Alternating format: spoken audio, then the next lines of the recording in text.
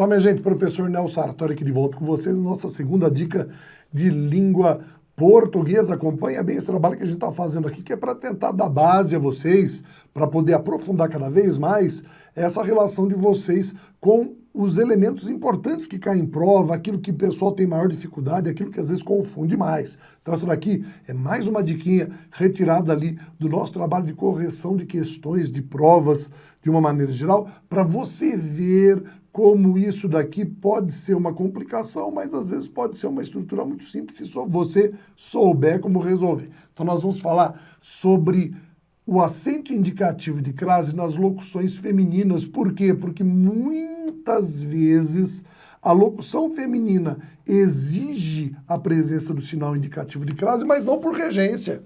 Por quê? Porque o verbo ou os termos que acompanham aquela expressão não pedem preposição. Então, como é que eu faço? Por que eu tenho? Então, não necessariamente eu não tenho artigo.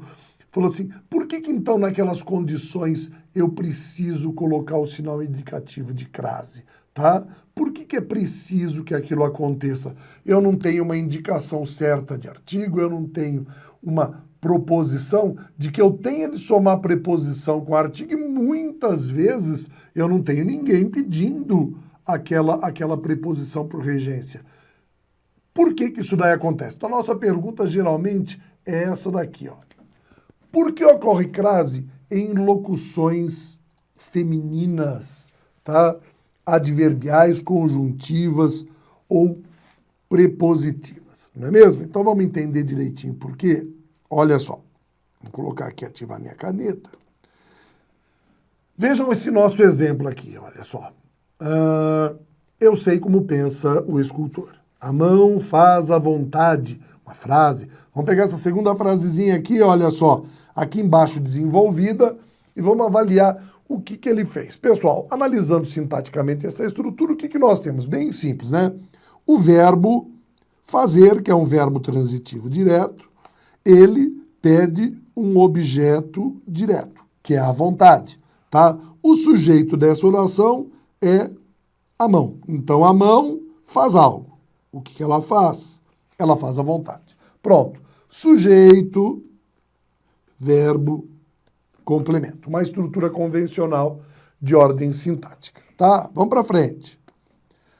Agora eu vou fazer a inversão daquela nossa frase, tá? Enquanto eu tinha a mão faz a vontade, agora o que eu tenho a vontade faz a mão. O que é que mudou? Vejam, eu tirei a mão que estava aqui, coloquei para cá, tirei a expressão vontade que estava lá e coloquei para cá. Então eu fiz uma inversão dos termos.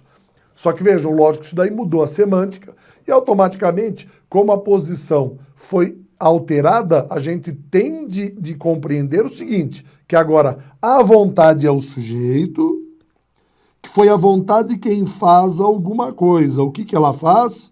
A mão. Então vejam que aqui a mão virou objeto direto. Perceberam? Houve uma mudança, eu mudei a ordem dos elementos, esses elementos tiveram classificação alterada também. Mas eu continuo tendo sujeito, verbo transitivo direto e objeto direto. Muito bem. E se eu agora alterar e fizer o seguinte? Eu jogo os dois elementos para depois do verbo. O problema agora é que eu continuo tendo o verbo transitivo direto. Perfeito. Porém, qual dos dois aqui é o meu objeto direto? Qual dos dois é o meu sujeito como antes? Eu não tenho como compreender essa estrutura, não é verdade? Vejam, até porque como o verbo fazer está começando a estrutura, eu poderia ter ali o quê? Um sujeito indeterminado, mas vejam que eu só estou somando dificuldades, porque os termos que eu tenho, da forma como eles estão escritos agora, nessa ordem, eu não sei quem é sujeito, quem é objeto direto. Para solucionar esse problema, surge então essa condição.